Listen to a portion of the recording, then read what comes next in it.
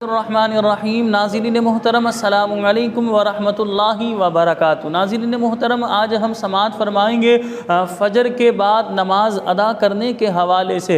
याद रखें, नबी करीम सल्लल्लाहु अलैहि वसल्लम की तालीम ये है कि जब फ़जर की अज़ान कह ली जाए तो उस वक्त सिर्फ़ 2 रकात सुन्नत अदा करनी है फ़जर की। इसके अलावा नवाफिल पढ़ना सुन्नतों के बाद भी मना होता है। कब तक नवाफिल नहीं पढ़ सकते, इसे आसान लफ्ज़ों में समाअत फरमा लें कि जब फ़जर का वक्त शुरू हो गया, 2 रकात हमने फ़जर की सुन्नतें पढ़नी है, उसके बाद फ़जर के जो 2 फ़र्ज़ हैं वो अदा किए जाएंगे। फ़र्ज़ के बाद भी हमने नवाफिल नहीं पढ़ने यहाँ तक कि सूरज तुलू हो जाएगा, यानी फ़जर का टाइम ख़त्म हो जाएगा। अब जब फ़जर का टाइम ख़त्म हो गया तो फ़ुक़हाए किराम इरशाद फरमाते हैं 20 मिनट हमने इंतज़ार करना है। 20 मिनट इंतज़ार कर लेने के बाद अब हम नवाफिल वगैरह पढ़ना चाहे तो शरई एतबार से नवाफिल पढ़ सकते हैं। इसी तरह याद रखें, असर की नमाज के बाद भी नवाफिल पढ़ना मना है, यानी कि फ़जर में भी नफली सजदा करना मना है और असर में भी नफली सजदा करना मना है।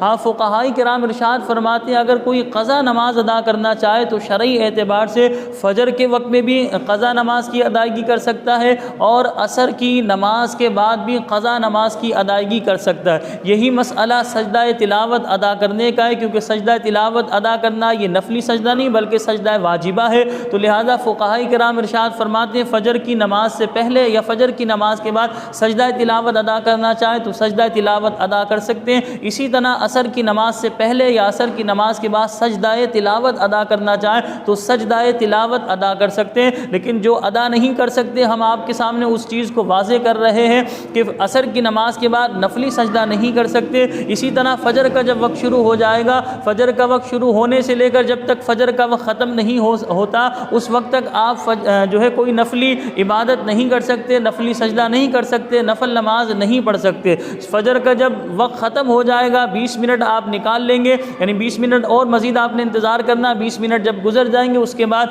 आपके लिए नवाफिल पढ़ना शरई एतबार से जायज़ होगा। यकीनन आज की वीडियो में आप इस बात को समझ गए होंगे कि कब हमें नवाफिल पढ़ना मना होते हैं। मुझे अपनी ख़ास दुआओं में याद रखिएगा। अस्सलामु अलैकुम व रहमतुल्लाहि व बरकातुहू।